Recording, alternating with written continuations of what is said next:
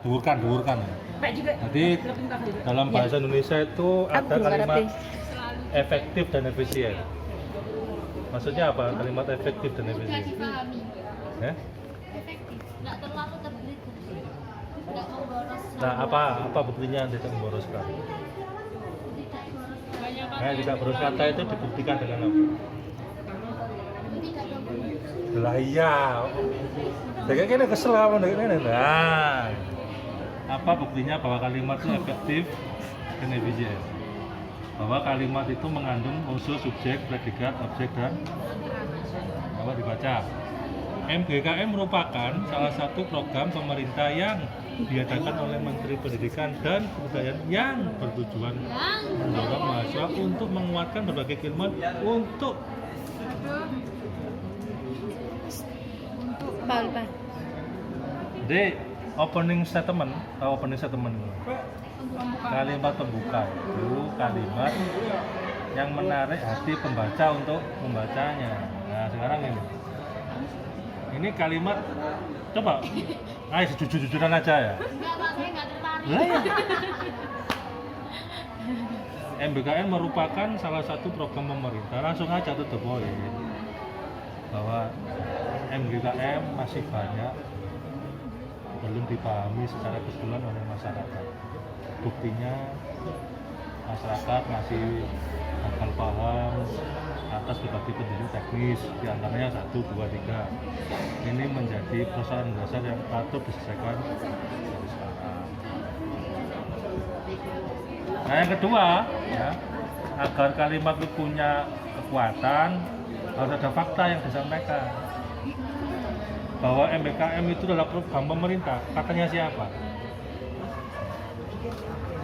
Mana nggak ada buktinya, kamu mengklaim aja ya. Nggak ada keterangan dari statement siapa, dari majalah siapa, enggak. Dia sudah klaim. Menteri Pendidikan tahun berapa juga nggak tahu. Menteri Pendidikan zamannya Soeharto, zamannya SBY, zamannya Jokowi, nggak ada.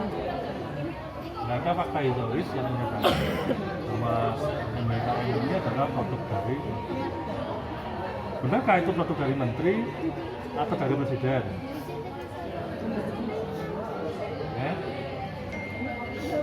Yakin? Buktinya mana? Gitu cara kita. Ini coba lihat. Kamu. Siapa jenenge? Cecilia, lihat. Kita lihat kalimat pertamanya saja. Ini sudah menggambarkan ya.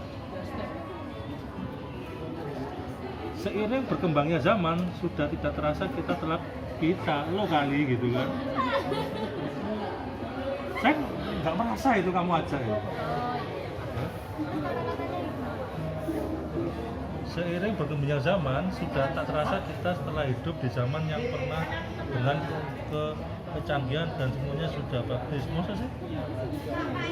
Apa buktinya? Buktinya sekarang anak-anak Komputer? Handphone? laptop. Loh, apakah itu menunjukkan bahwa itu bentuk kecanggihan?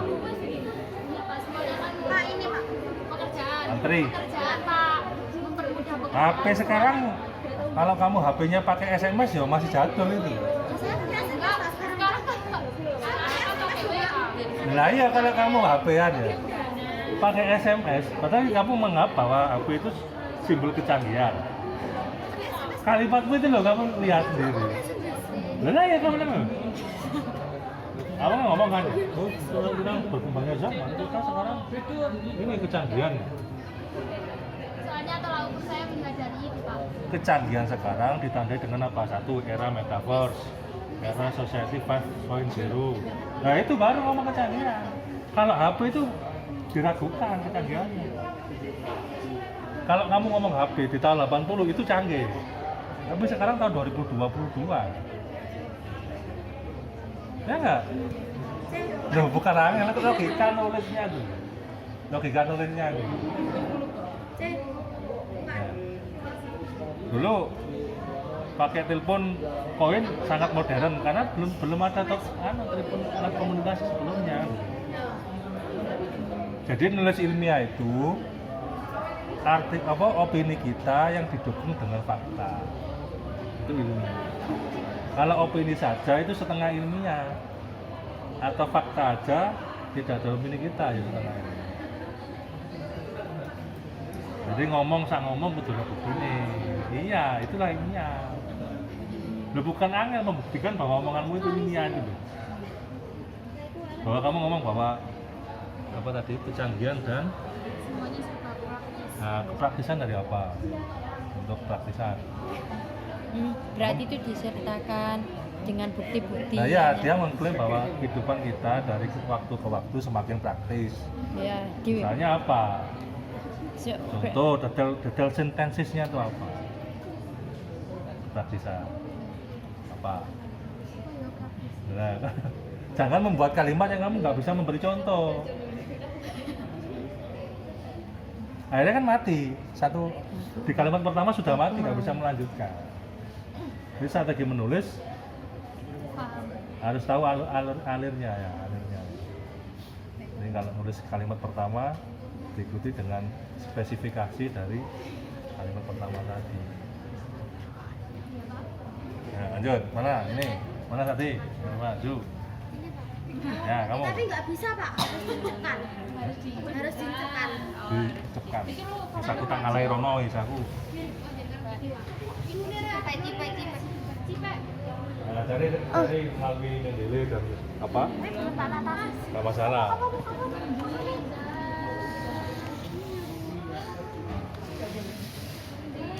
Oke, kita ke kalimat pertama. Ini kalimatmu yang mana dari paragraf pertama ini? Yang baru awal. Tapi tak tambahin Mas. Yang kalimat pertama ini loh, Mas. Bicara wong dulu. Iya sih. Lah yo, kalimatmu yang mana? Ini cuma apa sih? Nah, itu ya bukan kalimat itu. Itu pertanyaan. Jadi, oke sekarang wah salah gampang disebut. Sekarang dari definisi skizofrenia itu apa yang Contohnya itu langsung di buktinya itu di ya belakang kalimat. Sekarang apa yang bisa kamu serap dari definisi skizofrenia? Gangguan psikotik. Yang apa? Implikasinya?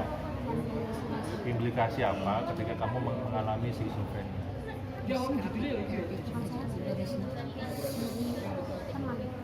Dan lah ya kamu nulis skizofrenia itu apa? Cuma mau mengenalkan. Lah ya tujuan mengenalnya itu apa? Lah, itu kan dibuat mengenalkan. Kalau ini tuh apa ya? Masuk. Nah, pesannya itu apa? Gangguan kesehatan mental gitu. Lah ya gangguan kesehatan mental skizofrenia itu mengapa sih kamu kenalkan? Agar apa ya? Agar orang-orang itu peka kalau orang tersebut itu punya gangguan kesehatan. Apakah generasi muda milenial ini bisa nggak terancam mengalami gangguan kesehatan? Kenapa? Kenapa generasi milenial atau generasi netizen sekarang ini atau generasi Y, XYZ itu terancam terkena skizofrenia dini? Skizofrenia itu orang penyakit yang berita orang usia-usia lansia biasanya. Kalau usia lansia itu Alzheimer sih Pak. Nah iya, skizofrenia ya. Ini dulu pada usia remaja atau dewasa muda. Nah ya kenapa itu bahaya bagi manusia? Karena ya itu karena ada ini loh gangguan psikotik ya. Psikotik kan itu yang bikin berbahaya. Apa? Psikotik Maksudnya apa? gangguan psikotik itu kayak dia cenderung untuk mencelakai orang lain dan untuk mencelakai diri sendiri. Kenapa bisa timbul? Karena halusinasi ini. Kenapa bisa timbul halusinasi di usia remaja? Stres. Ya itu karena stres, depresi berat. Nah itu kaitkan stres dalam Dalam tugas. kuliah, Stres karena ya stres karena Diputusin pacar. Awas bagi remaja yang hampir barusan remaja atau yang menganggap tugas dia bisa terlalu berat terancam dengan skizofrenia. Itu kata kuncinya. berarti kayak apa ya? Awal itu kayak bukan gejalanya, apa yang menimbulkan itu baru definisinya gitu. Loh, kamu memberi peringatan. Remaja pada usia 20 sampai 25 sangat beresiko terkena skizofrenia. Hal itu diakibatkan oleh 3 faktor penting. 1, faktor percintaan diputus pacar. 2, faktor akademik karena menganggap tugas dosen yang terlalu berat. 3, faktor psikologis atau keluarga, adanya broken home dan sebagainya. Maka sudah sepantasnya kita sebagai generasi muda mempersiapkan diri untuk hal itu. Misalnya Saya mau jawab nggak? Apakah itu bukti yang nyata yang dengan maksud itu harus sesuai dengan misalnya itu apa itu namanya kayak referensi atau hanya bukti yang nyata atau fakta? Maksudnya yang fakta yang sering kita temui. Bukti fakta empiris atau bukti empiris itu bermacam, bisa dari literatur, Ya. bisa dari pengalaman pribadi, Oh bisa. bisa dari Oh. intisari perkuliahan, Berarti bisa ngopi di warung kopi, hasil diskusi di warung kopi pada tanggal sekian, ya. Nggak harus berarti tidak harus kita menggunakan Bisa terinspirasi dari film, bukan? Oh, ya. berarti kita tidak harus menggunakan yang ada di yang ada Nah ya, karena kamu mengalami kemiskinan literatur. Karena selama ini hanya mengandalkan literatur dari buku, padahal literatur itu banyak. Bisa dari film, bisa dari musik. Ya, kamu terinspirasi dari sajak-sajak musik gitu kan. Atau dari quote-quote orang. berarti saat kita akan menulis sebuah artikel atau sebuah apa itu esai lah sebenarnya itu literasi yang kita cantumkan di situ tidak harus dari Boleh. maksudnya dari jurnal dan lain sebagainya. Oh. Tapi dari pengalaman di sini. Iya, Bu. Pengalaman sendiri dari perbincangan di atau gibah klubnya si ini apa? Kalau misalnya Nah, ini. penyusunan itu Pak, kan terkadang kita memiliki, maksudnya kita ada argumen sendiri, kita punya opini, terus kita punya pengalaman lah, kita punya opini, terus kita punya pengalaman lah. Membuat kata itu teratur seperti SPOK atau dan lain sebagainya, itu poinnya itu menarik dibaca atau isinya tersampaikan atau bagaimana Pak? Ya, yang pertama kan logis. Ya. Jadi karya ilmiah disebut karya ilmiah itu 3 logis, masuk akal, ya kan. Yang kedua empiris, ada faktanya. 3 ditulis sistematis. Ditulis sistematis itu memenuhi kaidah EIYD. Kaidah bahasa Indonesia itu loh, ejalnya disempurnakan. Ya kan, tidak seperti kalimatnya si Asmi ini panjang lebar kali luas ya, 3 hari baru selesai membaca 1 kalimat. Yang subjek predikat objek keterangan. Si Cecilia pergi ke pasar, kan ada kalimat yang sempurna.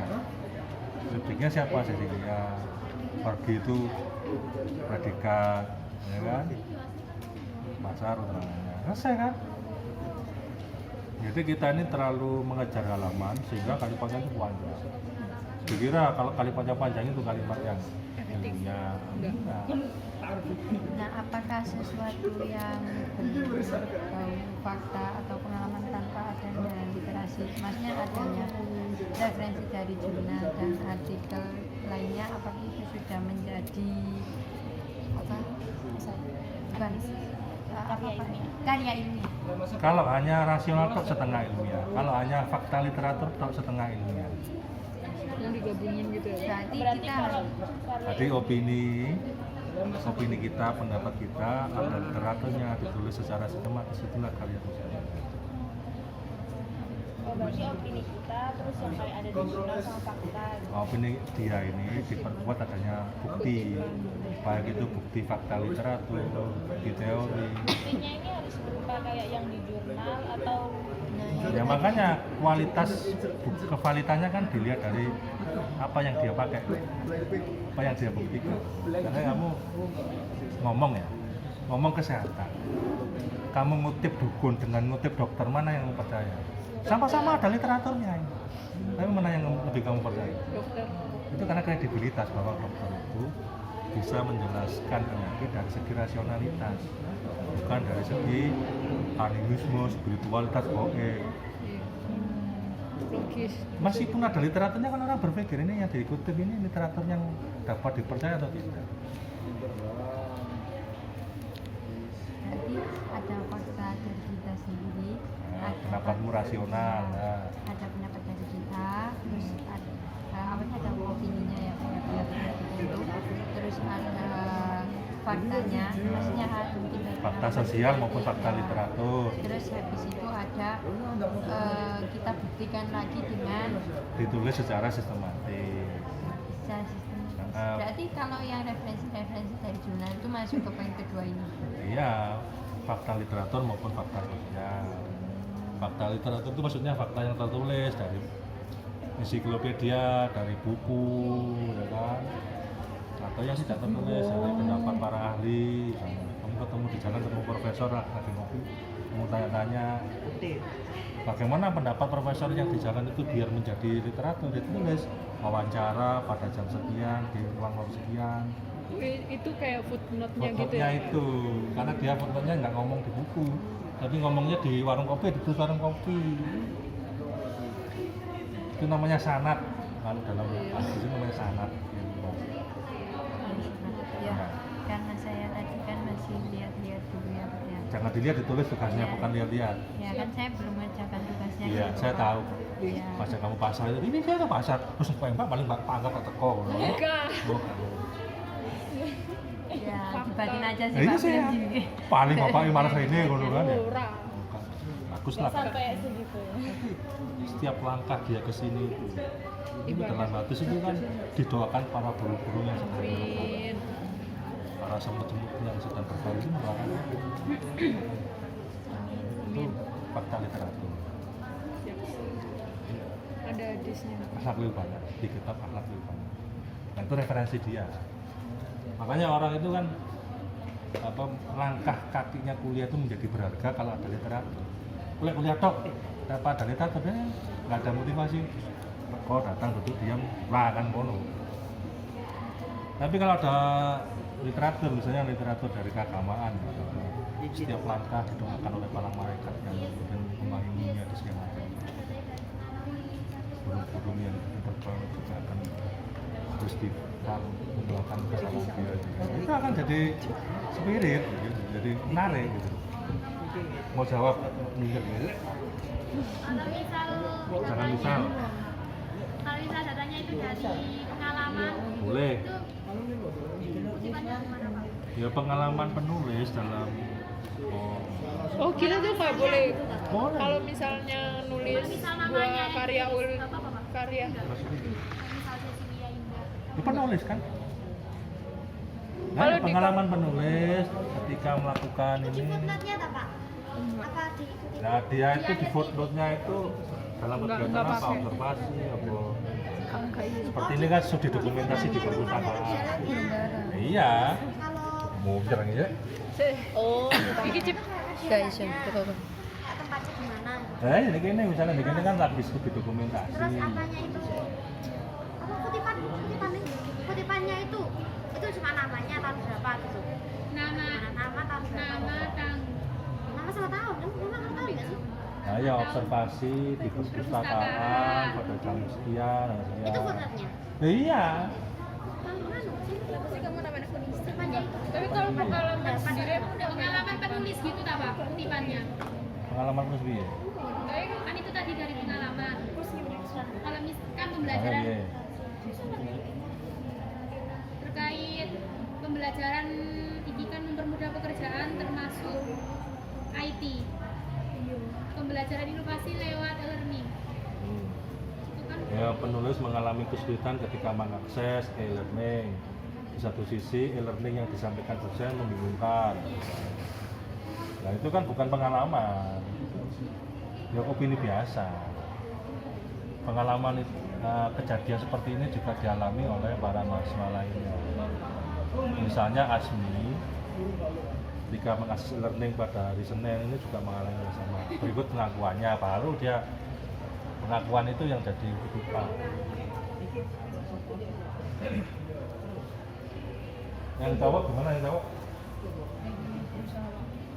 Ya, dia.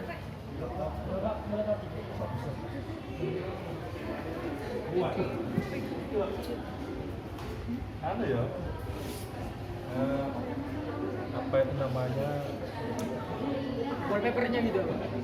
Jadi dia ini cowok gemulai gitu kan? Iya, selain Atau cantik perkasa gitu kan? ini selain seru mah lagunya semua ada. Anu. Dia hafal Jadi, lagu. cantik perkasa atau cowok gemulai gitu kan? Atau 30% laki-laki, 7%-nya perempuan. Enggak Pak, kalau siang Rafael Pak, kalau malam Rafael lah. Berarti dia plusnya support. Apa ya lah? Iya Pak. Tambah jauh kan? Iya Pak. Kemarin turun berapa? Kembali ke GM apa kembali ke Epic Pak. gimana mas? Pusaka mana? Mana? Laptopnya ngelek. Yang lain? Abu. Pak, di akhir ininya loh Pak. Maksud saya itu, Pak. Ini kan tadi kan dikasih fakta tadi ya. Nah itu. Lah, kamu kan nulis buku kok. Maksa nulis buku. Nanti nggak usah ditulis ininya Pak. Lah kan itu opinimu kan. Perlu. Nggak usah Gis. Apa wujudnya? Laporan. Kalau itu berbentuk buku dialek bisa. Mencari sistem mungkin. Ayo, misalnya kamu membuat Enggak itu loh, semua kan Pakai nasi lebar. harian, Terus kamu berisi berapa, terpublikasikan, publikasikan apa kan kepentingan publikasikan.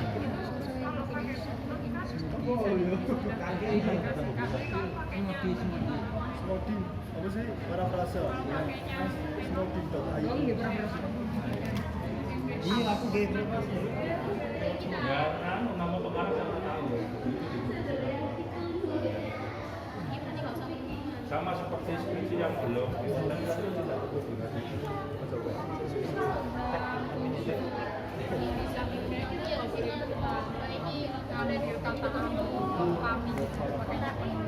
Iya, soalnya kan bukan bahasa Al-Quran ya. Bahasa populer. ganti judul lah aku. Kalau yang ini. Berarti Ganti judul Iya lah. kan bahasa yang disepakati para ilmuwan. Itu kan gue, lo, aku, kamu, ente itu nggak dipakai. Karena nggak umum, hanya nggak global. Hati-hati nanti Nggak dipahami masyarakat akademis seluruh dunia. Yang dipahami siapa? Penulis, atau peneliti.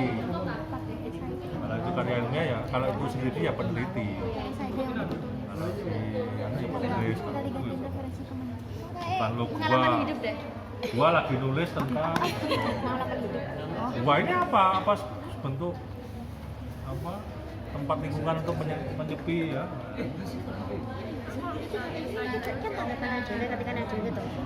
Nah ya opini pribadi iya. Karena dikonsumsi untuk publik. Kecuali kamu menulis untuk pacarmu sendiri ya, itu yang pakai gua lo nggak masalah kan, hanya konsumsi privat. Bukan publik. Jadi menulis itu harus tahu siapa yang akan diajak ngomong. Harus bisa membayangkan ini nanti saya ngajak ngomong siapa pembaca tulisan saya.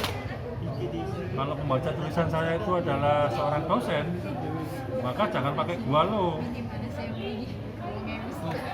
Membingungkan dosennya nanti.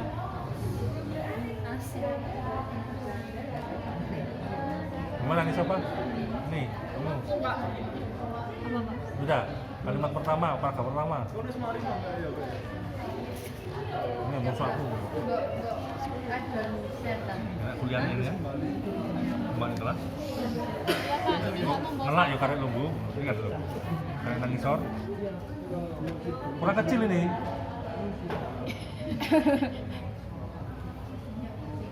Ki Hajar Dewantara mengatakan bahwa pendidikan menjadi pribadi yang berbakti. Ininya mana?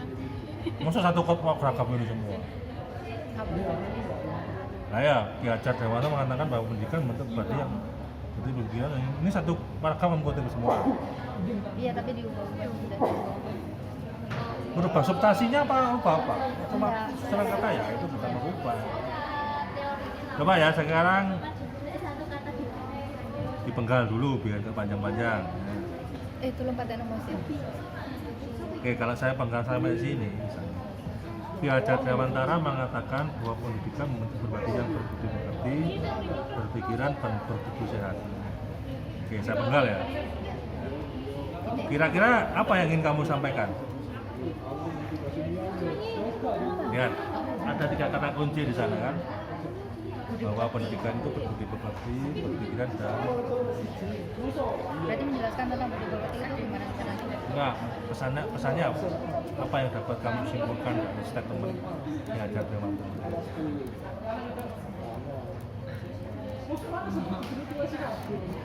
Bahwa manusia dididik dengan semua kemampuan yang dimiliki, bahwa pendidikan itu harus terintegrasi pada semua kekuatan manusia, bahwa manusia itu dididik tidak hanya dari segi fisik tapi juga emosional. Kan itu yang pesannya itu. Sebagaimana pepatah Romawi mengatakan mensana et corpore sano, bahwa dalam tubuh yang sehat terdapat jiwa yang kuat. Hal ini juga berkesesuaian dengan perkataan Ki Hajar Dewantara yang mengatakan dari 2 pendapat di atas dapat disimpulkan bahwa pendidikan membangun manusia yang kuat, pendidikan untuk kualitas individu yang lebih baik. No. Nah, ini keywordnya fokusnya ke sana. Iya. Rafael itu siapa? Tapi kok cowok Rafael? Ini laptopnya siapa yang dimasukkannya? Tidak tahu. Terus tasku tadi gimana?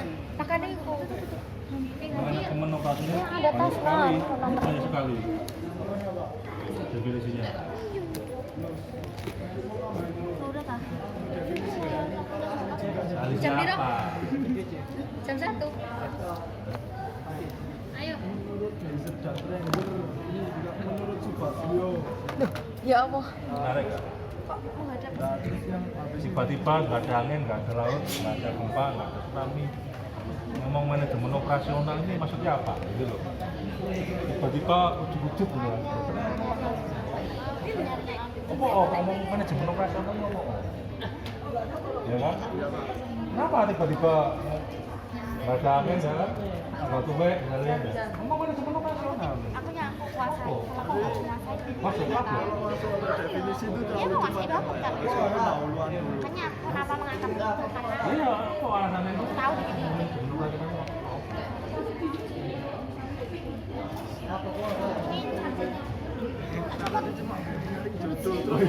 Kemungkinan ini Pak. Lah iya, kenapa yang terlintas itu menjadi dan membuat kamu tertarik menulis manajemen operasionalnya kenapa? Karena Oh, tidak pernah never. ya Ya. Wah, gitu kan. Apa persoalannya? Apa persoalannya? Ya aku nanti lihat polarnya ya. Oh, itu saya baru pertama kali pada kopi pastel. Nah, karena manajemen operasional itu kan manajemen yang memanfaatkan seluruh sumber daya di dalamnya untuk menghasilkan sebuah produk baik barang maupun jasa. Iya. Nah, jadi Nah iya, so what? So what gitu loh. Gitu. oh, ya, maksudnya yang Jadi, nah, ya katakan jadi. Apa? Nah, jadi ini buat pembacanya itu mungkin banyak orang-orang yang punya anu sedikit produk tapi tidak di manajemen. Nah, itu baik. munculkan di awal bahwa kegagalan dalam bisnis salah satunya tidak diterapkannya nasional secara profesional. Nah, misalnya itu tarikannya itu bahwa banyak toko-toko online, toko-toko yang konvensional itu merugi di masa new normal karena manajemen operasional yang kurang profesional. Nah, itu baru konteksnya kan dapat gitu. Nah, ini nggak ada, ini paham konteksnya itu banyak sekali toko online maupun toko konvensional yang merugi di masa ini karena tidak profesional dalam mengelola manajemen operasional. Baru dibahas. Oh berarti pembahasannya itu di depan sini ya? Kan maksudnya awalan itu. Loh, pasaknya apa ngomong itu? Enggak, maksudnya kan ini kan tentang manajemen operasional kan.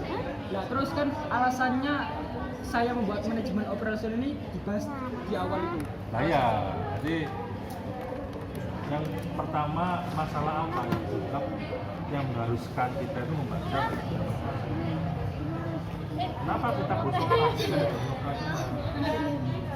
Salah satunya banyaknya fenomena toko-toko online atau konvensional yang merugi karena kesalahan tidak mengelola manajemen operasionalnya secara profesional. Padahal menurut banyak ahli manajemen operasional itu sangat penting. Salah satunya Helzer dan Schneider mengatakan oleh karena itu butuh literasi kesadaran mengenai pentingnya manajemen operasional terutama dalam pengelolaan usaha yang berbasis pada retail.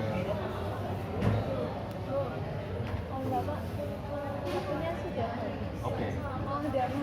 Ya, ya. Ya, ya Pak. Matkulnya di sini. Sip.